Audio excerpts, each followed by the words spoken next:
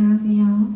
상황별 최적의 상태관리 라이브러리 선택의 가이드에 대해서 발표할 웹YB 김윤지입니다.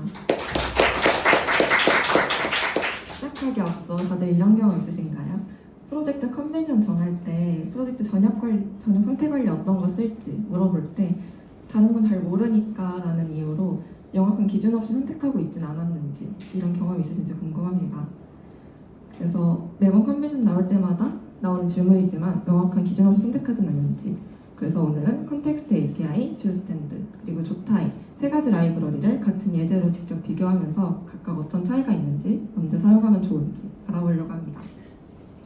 그래서 오늘 발표의 목표는 세 가지 라이브러리를 같은 카운터 예시로 직접 비교하고 실제 리렌더링 차이를 로그로 확인할 겁니다.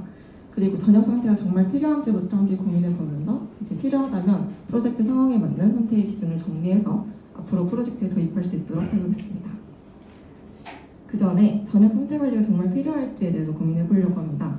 대부분의 상태는 유즈 스테이트랑 프롭스로 해결이 되고 혹은 필드런 패턴을 사용해서 상태를 최소 공통 분모로 사용하면 보통 해결이 됩니다. 그렇다면 정말로 전역으로 관리해야 하는 건 테마나 다크모드, 사용자 인증 정보, 여러 페이지에서 공유하는 장바구니 같은 것들인데, 그러니까 라이브러리를 고민하기 전에 테마나 인증 외에 전역으로 관리할 게 뭐가 있을까라는 질문을 해봤을 때 아니라고 답이 나오면 이게 정말 전역으로 관리되지 않아도 된다. 그리고 이게 정말 전역이어야 하는지 먼저 생각해보면 좋을 것 같습니다.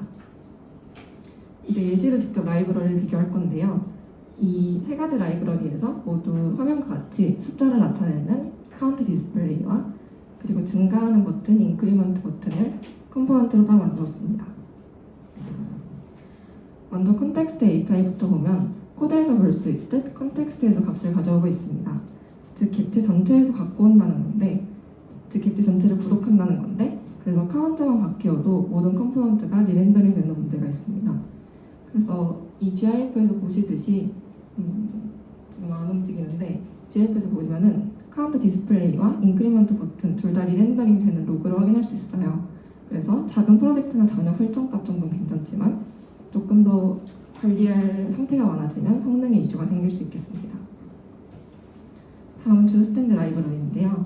여기서 스테이트 카운트 이 부분을 보면 알 수 있듯이 필요한 값만 선택해서 구독하고 있어요. 컨텍스트 API랑 달리 카운트가 변한다고 해서 인크리먼트 함수만 사용하는 버튼 컴포넌트가 리렌더링 되지 않습니다. 카운트 디스플레이만 리렌더링 되고 인크리먼트 버튼은 렌더링 횟수가 증가하지 않는 걸 이 로그에서 확인할 수 있었어요. 마지막으로 조타이인데요. 조타이는 주스탠드랑 비슷하게 필요한 값만 구독한다는 점에서 비슷한데 조금 다른 점은 원자 단위로 나눌 수 없는 그 단위로 좀 더 세분화해서 관리한다는 점이에요. 코드를 보시면 유즈 어텀 밸류로 값만 읽고 유즈 셋 어텀으로 세터만 가져오는 걸 볼 수 있습니다. 이 경우 카운트 디스플레이는 카운트 어텀을 구독하고 카운트 버튼은 인크리먼트 어텀을 구독합니다. 여기서 핵심은 유즈 셋 어텀은 값을 쓰기만 하기 때문에 리렌더링이 되지 않는다는 점이에요. 즉 서로 다른 어텀을 구독하기 때문에 서로 영향을 받지 않습니다.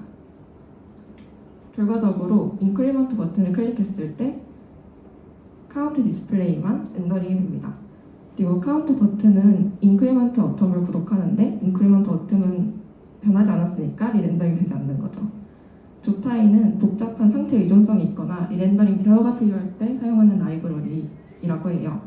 참고로 리코일이라는 라이브러리도 있는데 올해 초반에 아카이브 되어가지고 지금은 조타이 사용이 권장된다고 합니다.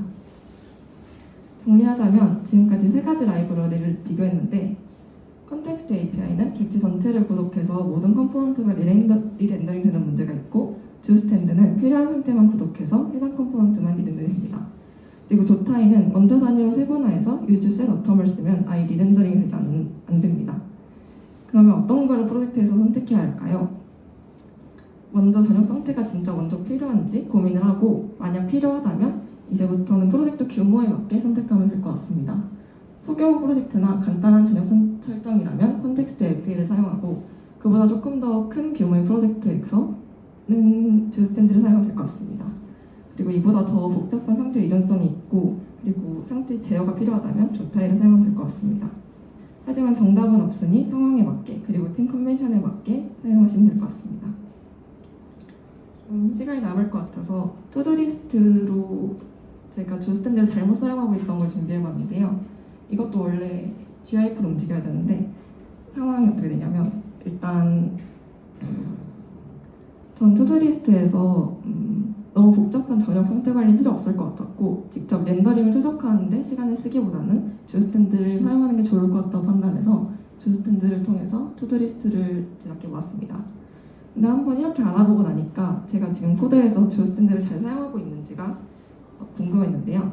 근데 이 사진과 같이 투두리스트 체크박스를 클릭을 하면은 헤더와 바디가 모두 찍히는 걸 볼 수 있습니다. 둘 다 렌더링 된다는 뜻인데 분명 특정 값만 구독하게 바디만 렌더링 돼야 되는데 이렇게 생각했는데 저는 제 코드를 다시 돌아보는데 역시 이 코드에 문제가 있었습니다. 이렇게 가져오게 되면 제가 특정 값을 구독하는 게 아니더라고요. 근데 제가 평소에 이렇게 가져온 이유는 위 코드와 같이 가져와야 하는 값이 많을 때 한 줄 한 줄 모든 값을 각각 구독하면서 가져오는 게 맞는가 싶어서 아래처럼 한 번에 가져온 거였는데 이렇게 사용하게 되면 내부적으로 모든 값에 대해 구독하기 때문에 주스탠드의 강점을 살리지 못하더라고요. 그래서 저는 이걸 해결할 방법으로 유즈 쉘로우를 사용했습니다. 주스탠드 깃허브 리드미인데요. 여기서는 여러 방법을 소개하고 있는데 어쨌든 이 방법을 사용하면 필요한 값만 선택해서 구독하면서 얕은 비교로 객체 안의 값이 바뀌었는지 판단해서 기존의 주스탠드의 강점을 가지고 여러 값을 구독할 수 있게 됩니다. 그래서 이렇게 코드를 수정했더니 이제는 체크리스트를 수정했을 때 더 이상 헤더가 렌더링되지 않고 바디만 렌더링 되는 걸 확인할 수 있었습니다. 생각해보면 콘텍스트 API를 왜 쓰지? 라는 의문이 조금 들었던 것 같습니다. 근데 추가 라이브러리를 설치하지 않아도 되는 점, 그리고 만약 다크모드 설정과 같은 상태가 자주 바뀌지 않으면서 앱 전체에 공통적으로 필요한 값이라면 콘텍스트 API를 사용하는 게 더 적절할 수 있을 것 같습니다. 어쨌든 여러 라이브러리를 다 비교해보면서 제 프로젝트에 맞는 라이브러리를 찾아나가는 과정은 필요한 것 같습니다. 이 과정을 통해서 저희 투두리스트 이전 잘못된 코드도 고쳐보는 기회가 돼서 유익했었고 여러분도 제 발표가 조금이라도 유익했으면 좋겠습니다. 감사합니다.